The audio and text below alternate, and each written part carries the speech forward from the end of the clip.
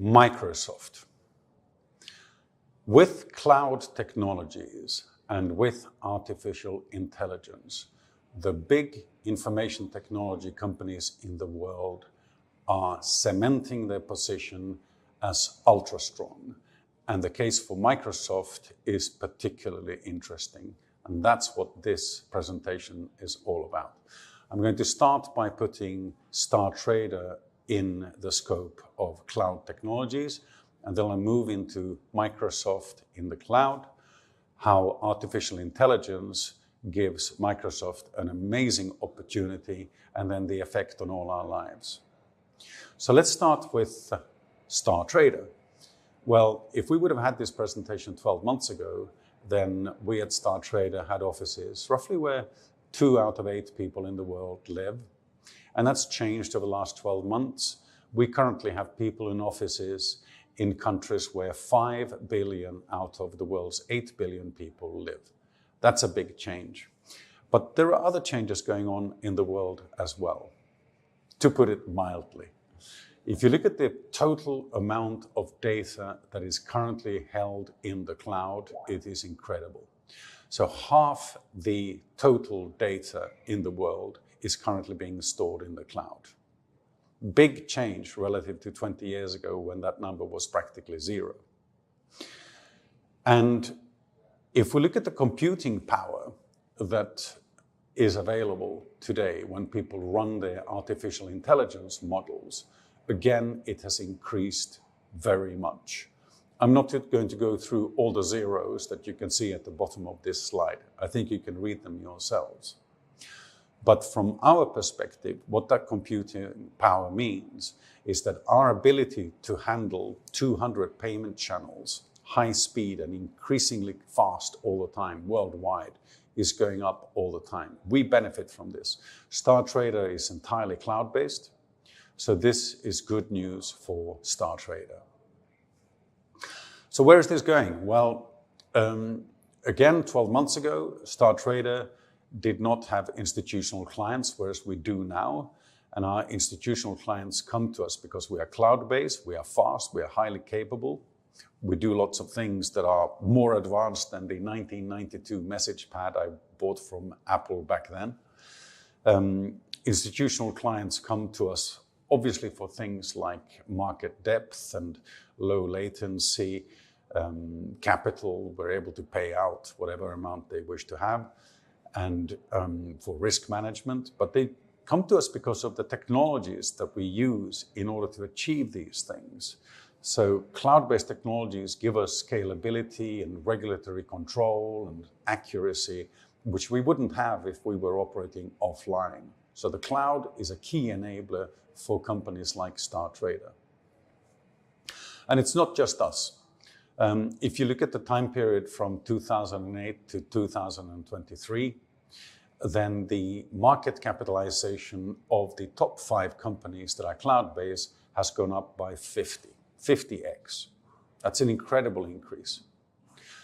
If you look at cloud business in year 2000, there were no unicorns in the cloud back then. In 2010, there were 10 or so cloud-based unicorns. And now, in 2023, hundreds of cloud unicorns. This is an enormous change. I mean, unicorns, these are billion-dollar companies. Big change. The cloud business has hit us like a slow evolution over the last 20 years, and it's exponentially growing. And it suits Microsoft perfectly. Let's look at the dollar values for a moment. So the total $1 billion of sales of cloud services, if you go back a short time to 2020, 121 of applications and $51 billion of storage and computing power. 2023, now, we're looking at double those numbers, and in 2030, we're looking at more than $1 trillion of sales of software licenses and storage and processing capability. These are enormous changes, and one of the key players in this is Microsoft. So what does their business look like? Well, They partly have software as a service, companies like LinkedIn that they operate, and partly infrastructure as a service, cloud-based storage of files, computing power, and so forth. In total, the revenues at Microsoft are huge in 2022. And unless I'm wrong, it looks like Microsoft is in a position where they will be able to accelerate very quickly by leveraging the combination of cloud and AI, those two big things. Let me show you how. Let's look at AI for a moment. Well, the basic principle for AI is that you have a lot of data that you are storing, typically in the cloud, and then you train a model based on this, and you have an output so that you can have action. Microsoft is super active here, shareholder in OpenAI, developing lots of new products around this. All in all, if you compare ChatGPT with Microsoft, well, the technology used by ChatGPT is the same technology as Microsoft uses for its own AI. The results will be different because the data used to train the ChatGPT model is not the same as the data used to train the Microsoft model. But Microsoft is right in there, right in the middle of this.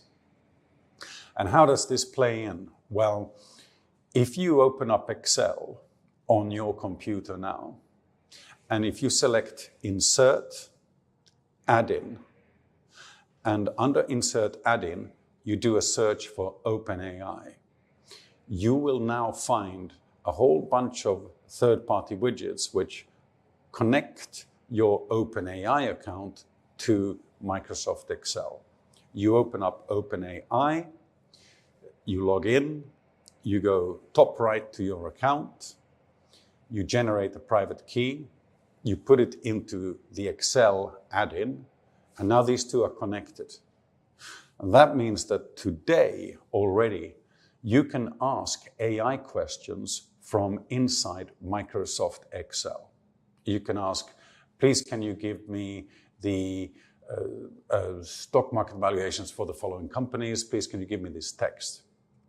These add-ins are coming into Microsoft Word, they're coming into PowerPoint, they're coming into Excel. So that alone is exciting, but it's a lot more than that, very much more than that. If you look at Microsoft Designer, then Microsoft Designer is, join the waitlist if you don't have an account, is an application where you can write the types of images that you're after. You write it down in normal words. And Microsoft Designer uses OpenAI technologies from the family of OpenAI in order to generate images that match what you're typing. You can see some examples here right now. This is mind-bogglingly good. Designer as a standalone application is awesome, and of course this can be retrofitted in other applications such as PowerPoint so that you get the graphics that you want for your presentation. This is changing the way that we use our computers, and Microsoft is right there in the middle of it. Also, if you're a software developer, you can use GitHub Copilot. And the way that GitHub Copilot works is that you're writing your code on one side, and right next to it, you can see the GitHub Copilot use OpenAI technologies in order to generate the type of code that you're after. And it doubles the speed of your work. Extraordinary use of AI. GitHub, owned by Microsoft. Designer, owned by Microsoft. Microsoft is right in the middle of this. So I think the way that Microsoft is in a position to use AI to connect the different things that Microsoft provides puts Microsoft in an incredibly strong position. Not the only company to be in such a strong position. I think any big company will be in a position to use AI and cloud in order to cement their position, make it much more defendable, and enable them to expand their business very much. Take a simple example. If you imagine being a salesperson wanting to make a phone call, well, you can use AI in order to look at Microsoft Dynamics CRM. You can use the same AI to look at LinkedIn to see what's going on. You can look at your Outlook personal database of contacts. You can connect these things and work out, actually, the next phone call I should make is to this person. Really exciting. So changes happen on LinkedIn can already be reflected in Microsoft Outlook. I think you've seen those connectors already. They already exist. If you put AI on top of these things, you end up having something that's really, really, really powerful. And that's based on old products that exist already. If you go beyond and you imagine new products, then the opportunity for Microsoft to do these things is incredible. Underneath the whole thing, you have computing power and storage.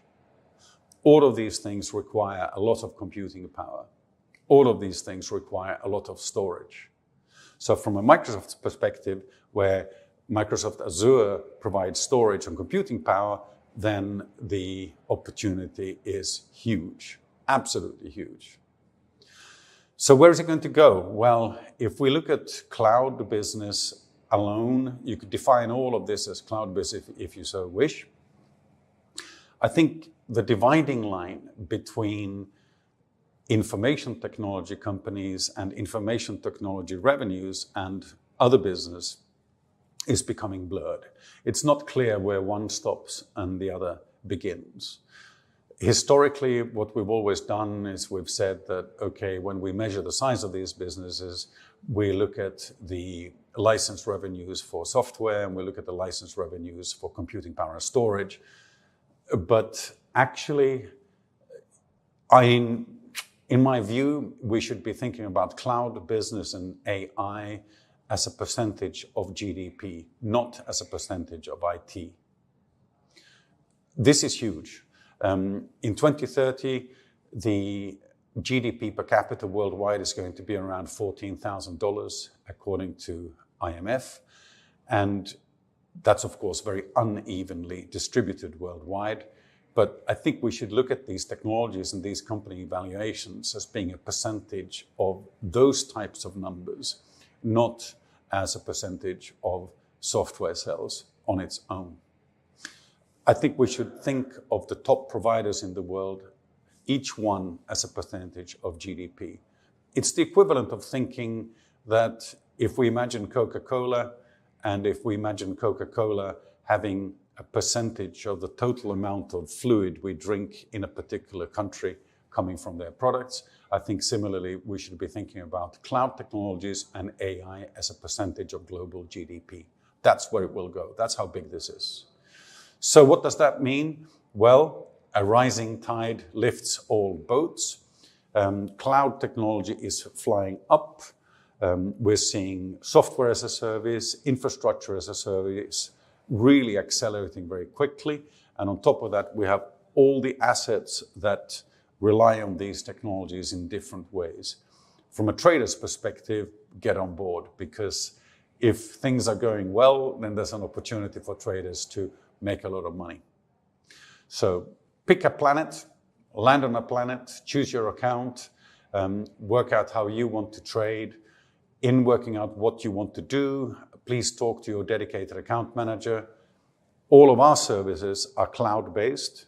There's a huge group of products that you can use in order to do your trading. Exactly which products you choose depends on you. It depends on where you are now and where you want to go in the future. So please talk to your dedicated account manager, work out what your journey is, what products you need in order to achieve your journey. And it's fun.